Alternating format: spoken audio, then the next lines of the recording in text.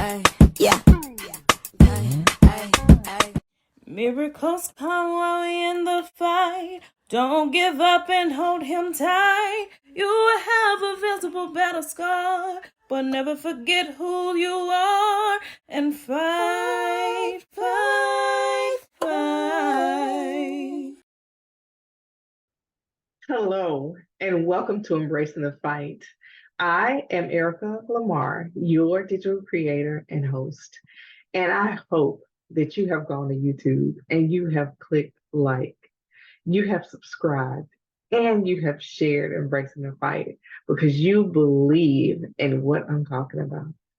And you all know that Embracing the Fight was created to help normalize the conversation surrounding physical and mental health issues and concerns.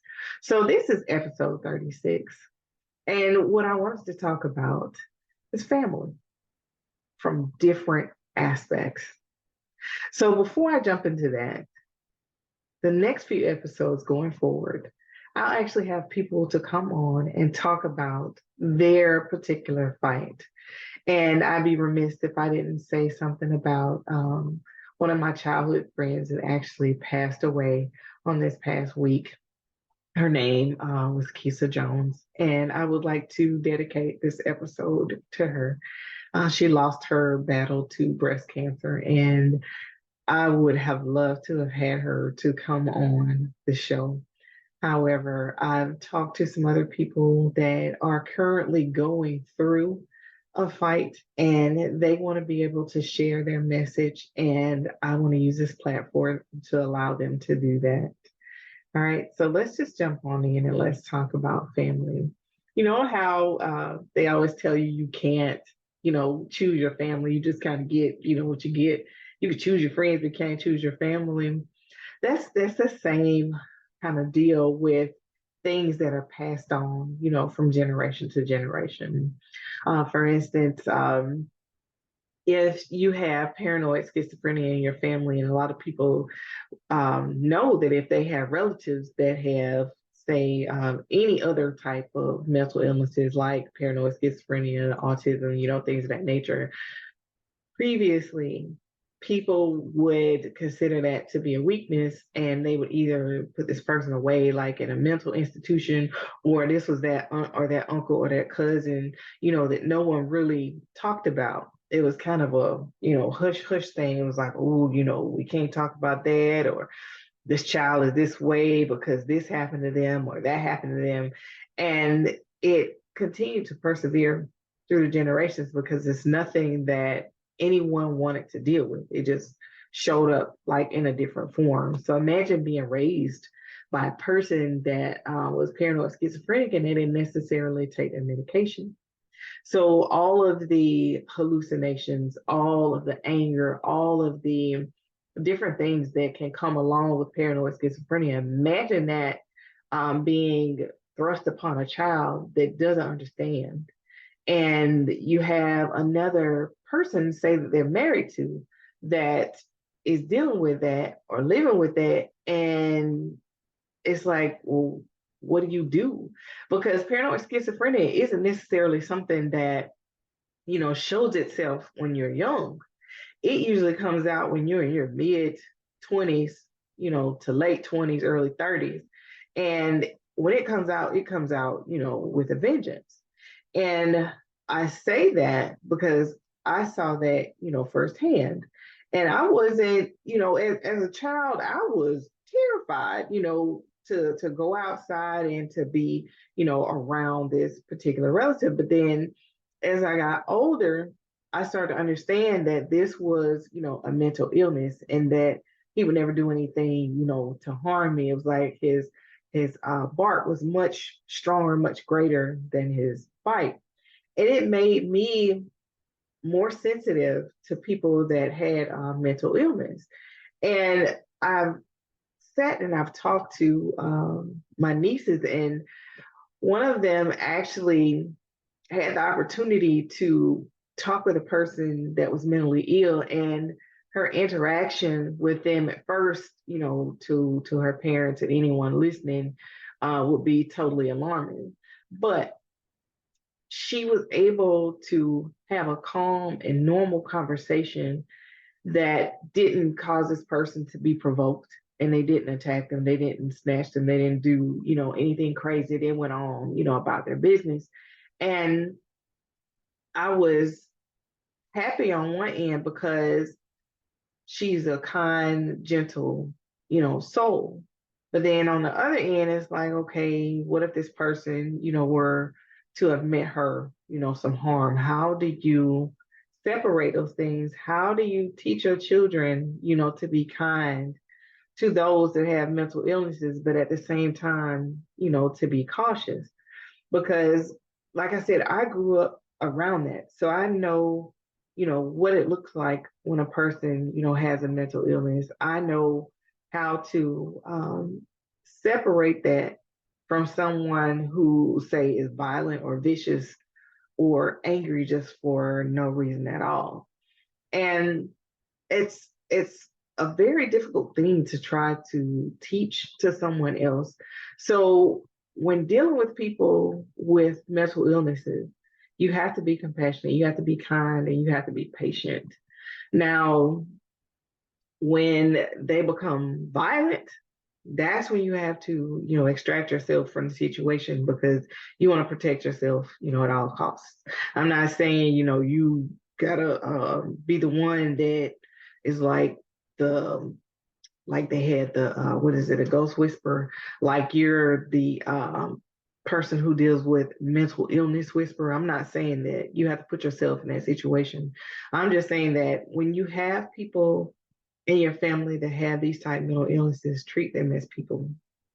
Don't ostracize them. Don't, separate them because that actually makes it, worse for them.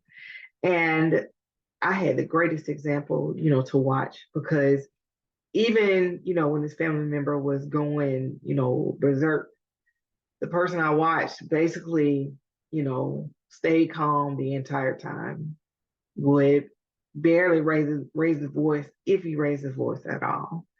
And it was amazing, to watch because you could see the level of frustration after, the interaction was over. But he never showed that level of frustration to the person with the mental illness because they knew that he couldn't actually handle it themselves. So when you're dealing with people that have mental illness, especially those in your family, think about it like this. What if it were you? How would you want someone to interact with you? How would you want them to treat you? I mean, sure, if you're not taking your medication on purpose and you're, doing things to harm others and harm yourself, of course you're going to be treated, a little bit different in order to get you back on the medication that helps to balance those hormones so you are not, being destructive in any way. But I'm saying those people that have an illness that aren't doing anything destructive, they're just different.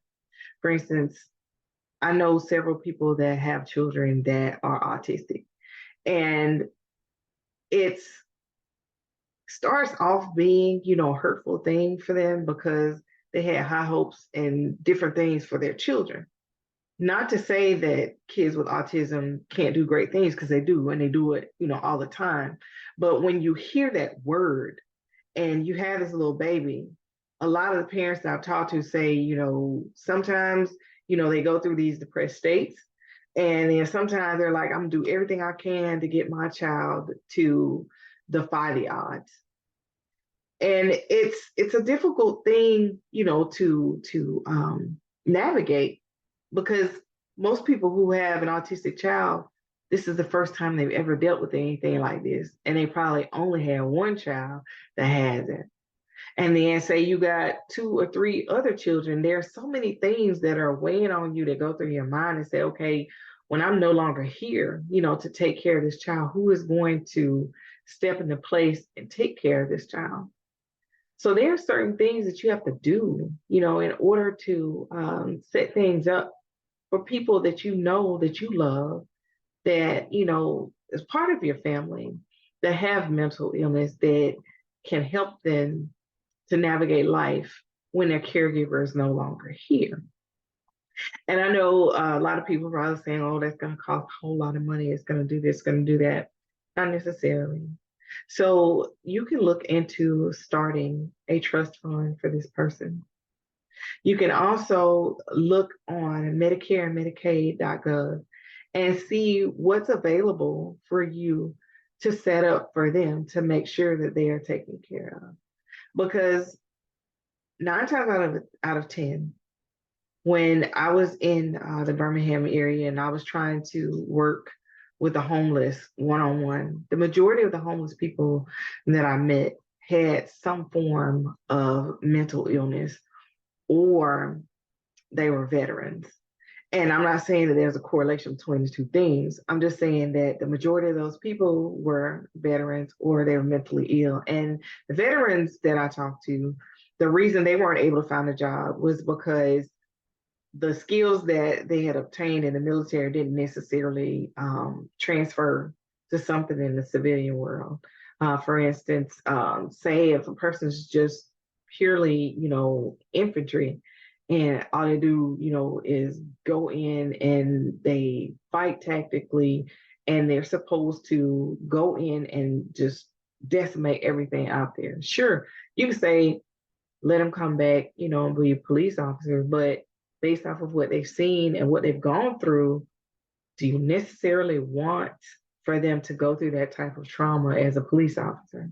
So then you look at what other skills they have, and it's like, well, we only train them to be this way. And anything outside of that, they would either have to get it on their own or they have to take the time to get it, after they get out of the military. And when it happens, you find a lot of them don't necessarily know, what's available for them through the VA. So the VA has a whole lot of benefits out there. So if you have a family member that is a veteran and you want them to be able to have a smooth transition or reentry back into society, I suggest that you get with the VA and you find out what benefits they have available and things that they can do to help, get them or reintroduce them to society. Otherwise, they're going to be, homeless like the majority of these people with mental illnesses that I found.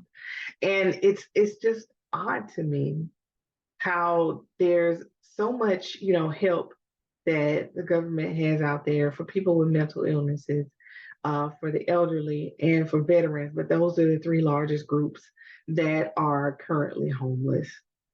So, what I want you to do is sit back and imagine, like I said, if it were you, and take the time to do the research and help someone who is currently struggling with mental illness.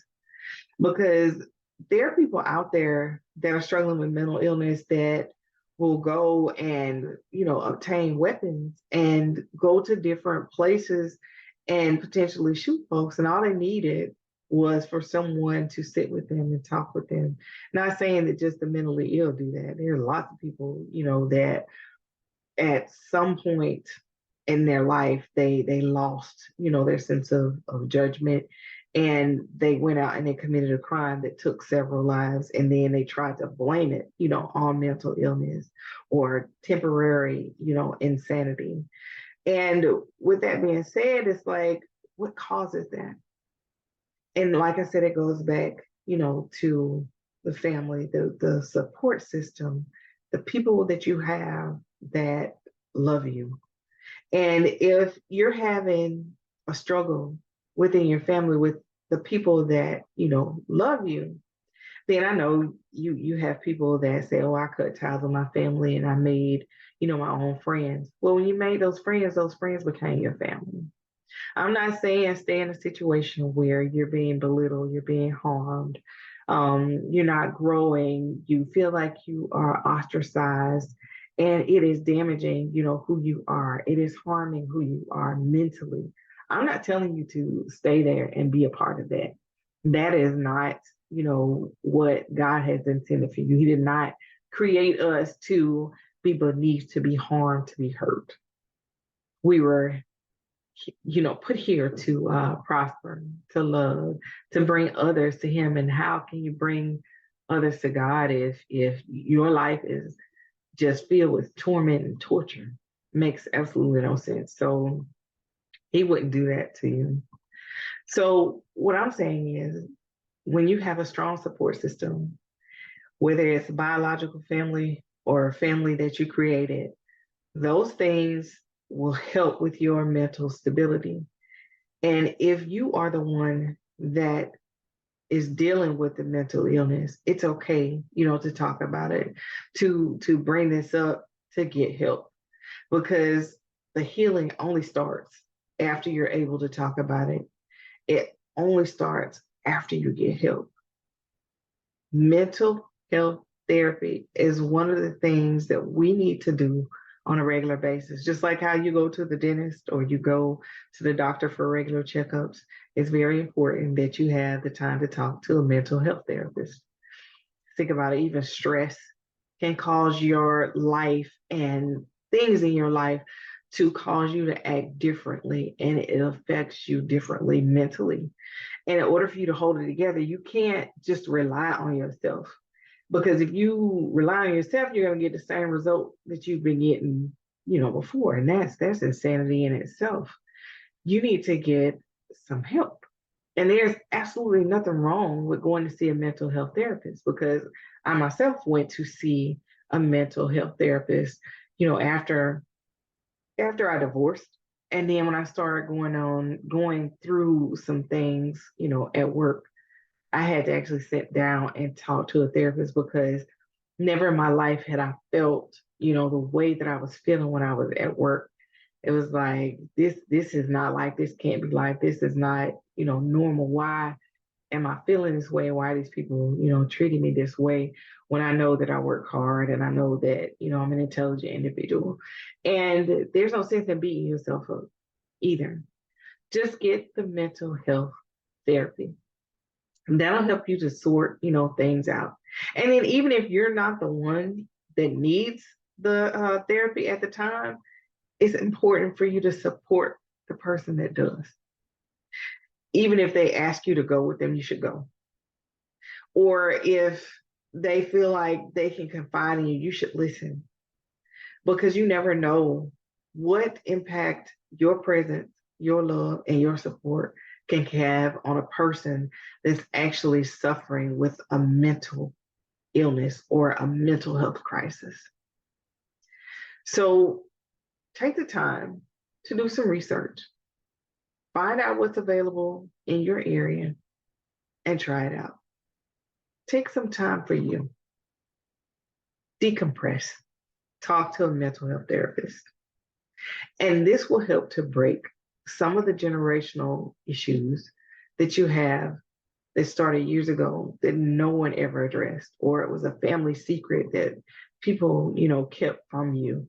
And now that you know it and you can't talk to anyone or ask anyone any questions about it, it's becomes so much, it's weighed so much on you. And then other people don't understand, because they've never gone through anything like that. They're just like, you probably better off, not knowing, or better off that you had this going on or that going on, when they don't know how it's really tearing you up on the inside. So take the time to give yourself the opportunity to heal. And you don't have to hold it in. That's why you pay a mental health therapist. You pay them to sit and listen to you.